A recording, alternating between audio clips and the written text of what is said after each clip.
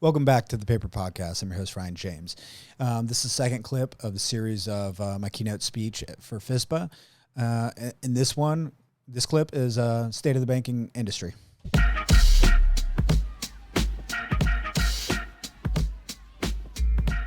So we go over a little bit of the state of the banking industry. Not too much is happening in banking this year, right? So, any of you guys know why the banks have failed this year? Interest rates. Yeah, interest rates. So in 2009, when the banks were failing, they were failing as loans. People couldn't afford the loans that they had made. And so banks had future income decreased and the expenses went up. When a loan fails, a bank's expenses really go through the roof. We end up having to pay for the appraisals. You can't expect a borrower, they can't afford their business or their home. They're not going to give you several grand for commercial appraisal. But we have to appraise it, we have to look at the value and charge off.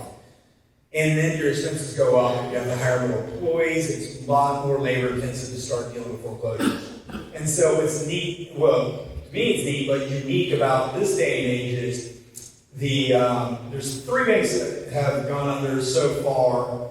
This has been a run on deposits. And there's some correlations to these banks. You've got Silvergate didn't technically go under. Silvergate, a little unique. They were based completely, all their deposits were from crypto exchanges. So they had billions of dollars in FTX funds, and then they bought bonds. So their whole model was based on getting cheap free deposits and then buy bonds, low yield bonds. But when they had FTX, in one quarter last year, fourth quarter of last year, they lost 80% of their deposits. And they were actually able to fund that. So they were pretty liquid. And they realized their model was not any good. So they said, you know what, we're going to pay back all our depositors and we're just going to settle and be out. But what I can tell you is, when we bank, our cryptocurrency related customers that we bank, we send them through an application process. We're doing background checks and we're looking at their sales. You wouldn't believe how many people we turned down because of the compliance, and they were banking at that bank. So Silvergate, they had a network of exchanges. So in between their exchanges, you could have FTX and Coinbase. They can transfer transactions back and forth because a lot of the crypto buys and sells would happen to go between these exchanges, and so they would do internal transactions on their network.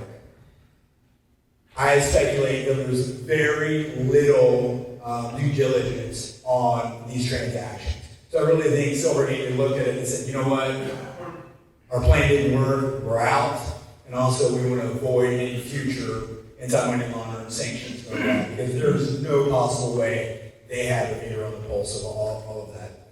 The things that we do go on our crypto-related customers is very intensive.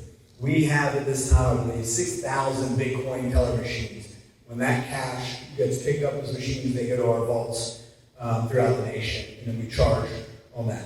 Every month, we're taking every transaction on the blockchain and running through spreadsheets and seeing any patterns. And what is unique, we have seen actually, because of our suspicious activity reports that we've done over the years, we've actually seen investigations follow through from the Department of Justice for money laundering and Ponzi schemes and things that people have used exchanges for. So that was Silvergate. Silicon Valley Bank, Signature, and First Republic. All 3 of those banks, they nearly tripled in size in the last few years. They had explosive growth, and I don't know if we have anyone from California, but all of these banks too, they're in California, New York, and New Jersey.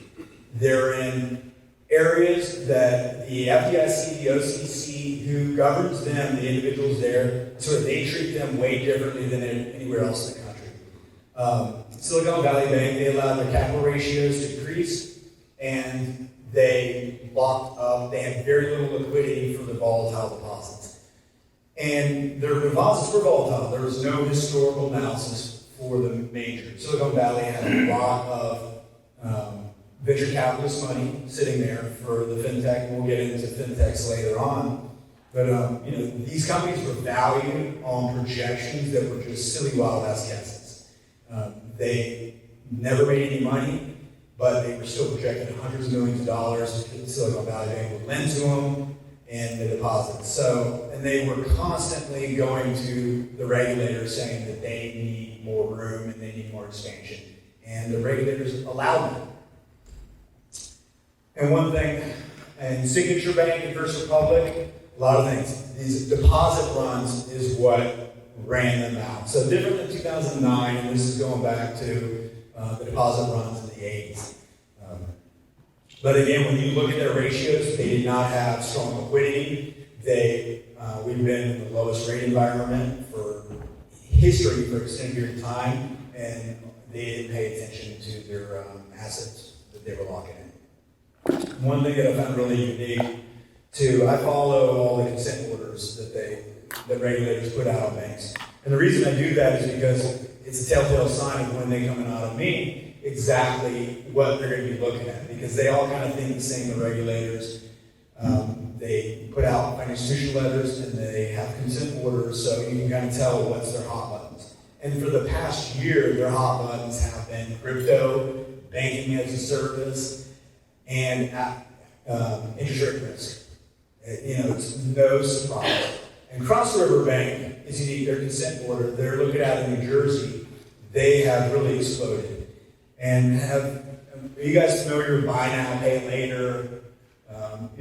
Everything you look at online, you can see, pay this $100 in 4 transactions through a firm or Upstart or this. Majority of those products actually go through Cross River Bank.